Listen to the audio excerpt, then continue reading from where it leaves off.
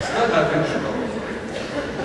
trained for this procedure with several beautiful dolls, unfortunately with a weak fragrance of alcohols.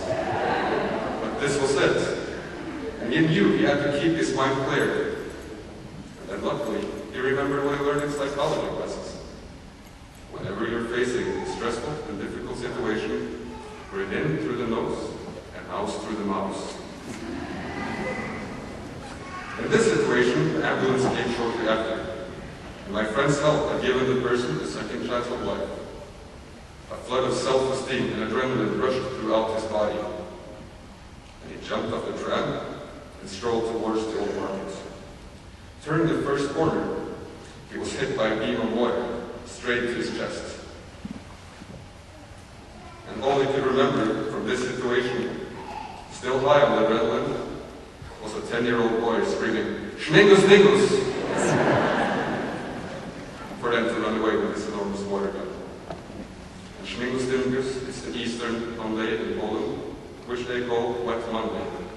And now my friend Stud knew why.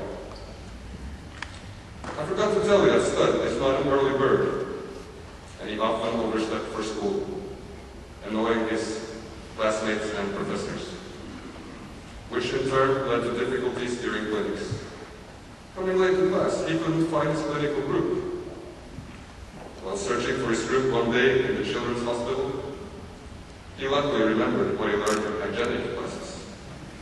Always he uses the gloves when touching with the patient. Well, that says, or the contaminated spaceman. Well aware of the potential hazards he might meet during a day in the children's hospital, he decides to acquire a pair of latex gloves.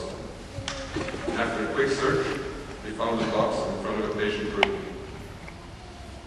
separated from the hallway by a glass window. He couldn't see anyone around, so without asking, discreetly he put one pair of gloves. Looking left, looking right, he felt adrenaline rush again, as one after the other glove disappeared into his lateral pockets, completely unaware of his clinical group and their professor observing his little theory. When the professor knocked on the window, with 6 smiling students behind him in the patient's room, he realized he was caught red-handed. But I guess it was more than just his hands turning red. So luckily, he still remembered from psychology.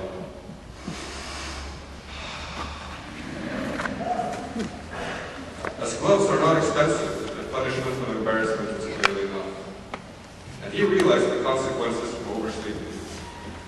So instead of oversleeping for class, my friend decided to sleep over in class. I guess it was his form of pride. But quite brave, I must say, my friend. He marched straight into the classroom with his portal bed under his arms, unfolded it, and fell asleep behind the last desk. My friend Stud is also an athlete. He was breaking bones in judo. He played golf, tennis, basketball, and he was also one of the university pros in soccer. But his ultimate physical challenge was his index marathon, running from hospital to hospital with his index booklets to collect 90 stamps from professors all over Poznan. Since he lived in Asperinka on the 3rd floor next to the Mexican, he had to walk 900 kilometers to gather ink for his index. And according to Google Earth, this is a walk that takes 180 hours and 5 kilometers an hour. He practically walked from Poznan to Amsterdam. You must admit he deserves this diploma.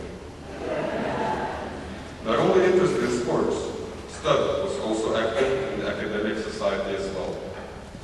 He was representative of the class, he was on the board in the Students' Association, and he participated in a study circle with his friends, from which they wrote an award-winning paper.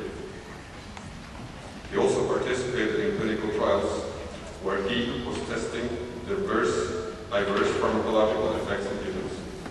Strictly scientific.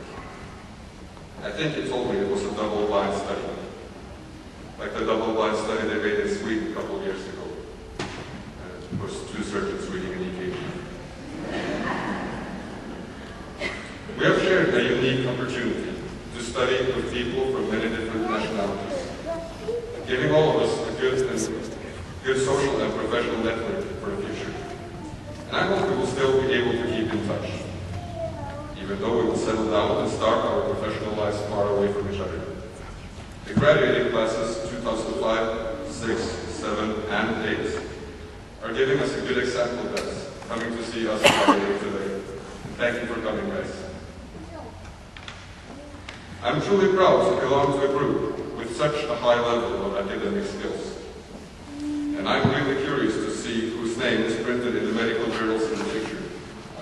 This, of course, due to the high academic standard in our university, the dedication of our teachers, and their pedagogic skills. However, if you decide to teach in the future, please remember not to give your students your testes, even if it's multiple choice testes. The first meeting with clinical training was scary for many of us. To touch and investigate an alien person's body was difficult to accept at once. And we had to cross several personal borders the past 3 years. And thanks to the support of each other, we all made it past these borders.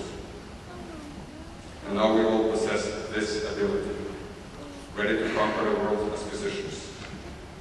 We must therefore agree to what Marie Skłodowska-Curie once said. Nothing in life is to be feared, it is only to be understood. It has been a great pleasure and a privilege to meet and get to know every single one of you. And I'm proud to call you my friends. Thank you for the best time of my life, and now it's time to wish you all the best and good luck in the future.